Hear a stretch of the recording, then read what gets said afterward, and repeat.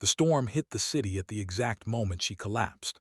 The heiress who owned half the skyline, 26-year-old Alina Hart, felt the world tilt as rain hammered against the glass walls of her penthouse. Her vision blurred, her hands trembling as she reached for her phone, desperate for help, desperate for someone who wasn't paid to care about her. And in that moment of panic, as her breath grew shallow, she dialed the wrong number, one that would change every remaining second of her life. If you believe in kindness, unexpected miracles, and second chances, please like, comment, share, and subscribe to Soul Tale to support more stories like this. She never meant to call him, and he never expected his phone to ring that late. Miles Carter, a 34-year-old single father working double shifts as a mechanic, was tucking his sleepy 8-year-old daughter, Lily, into bed when the unknown call came through.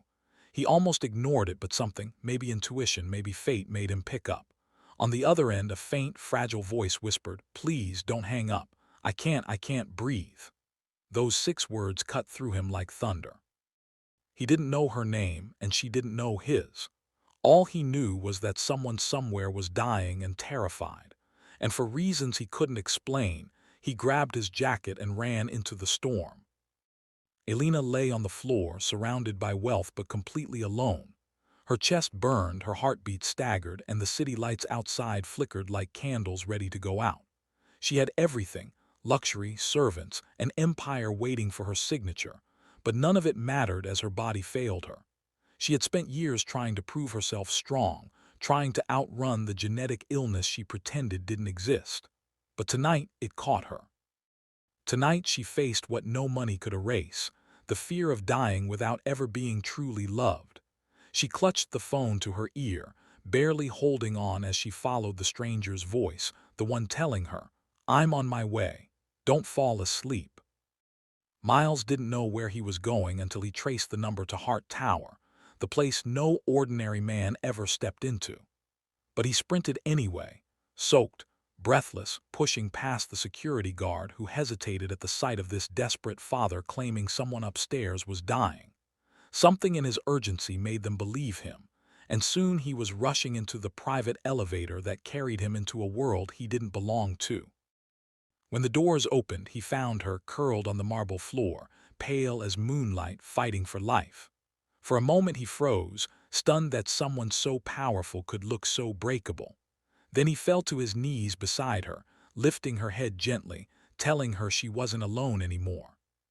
She looked at him with eyes filled with fear and confusion, a stranger in her home but the only person who came. As he checked her pulse, steadied her breathing, and kept her awake while waiting for the ambulance, she held onto his sleeve like it was the only solid thing left in her collapsing world.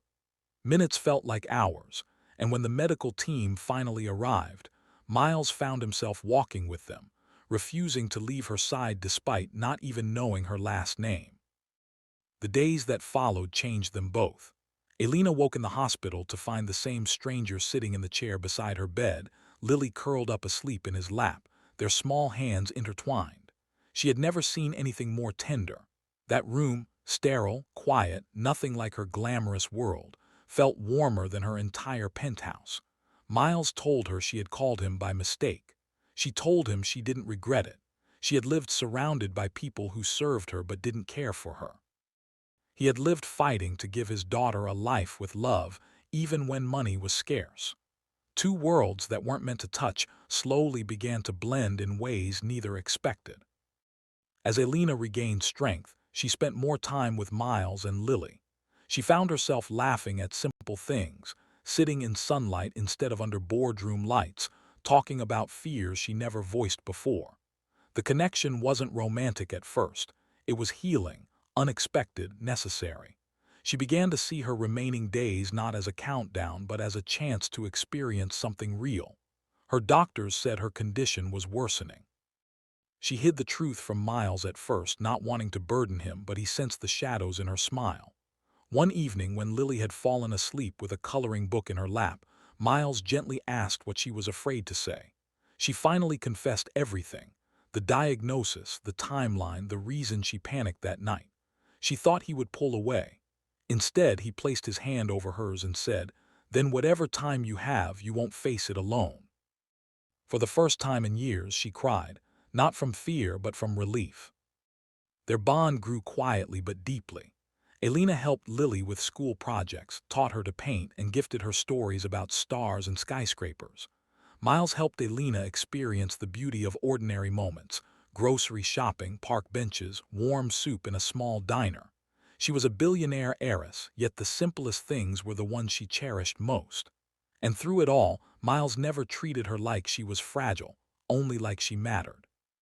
But even miracles have limits. One night, months after the first call, her illness returned with brutal intensity. She texted Miles only one sentence: "Stay with me tonight." He arrived with Lily, both of them rushing into the penthouse where she sat curled on the sofa, struggling but smiling faintly. She wasn't afraid this time. He held her close while Lily rested her small hand on Alina's arm, whispering that she loved her. In those hours, Alina felt something she had long been denied: a family, even if only borrowed, even if only for a little while. If this story touched your heart, please like, share, comment, and subscribe to Soul Tale. Your support means more than you know. Before the end, Alina made one last request to the viewers. Comment what part of the story touched your heart the most. In her final peaceful moments, she realized she wasn't leaving the world alone. She had been found by a man who had nothing yet gave her everything, and by a child who showed her the kind of love no wealth could buy. And in their memories, in their changed lives, she would stay always.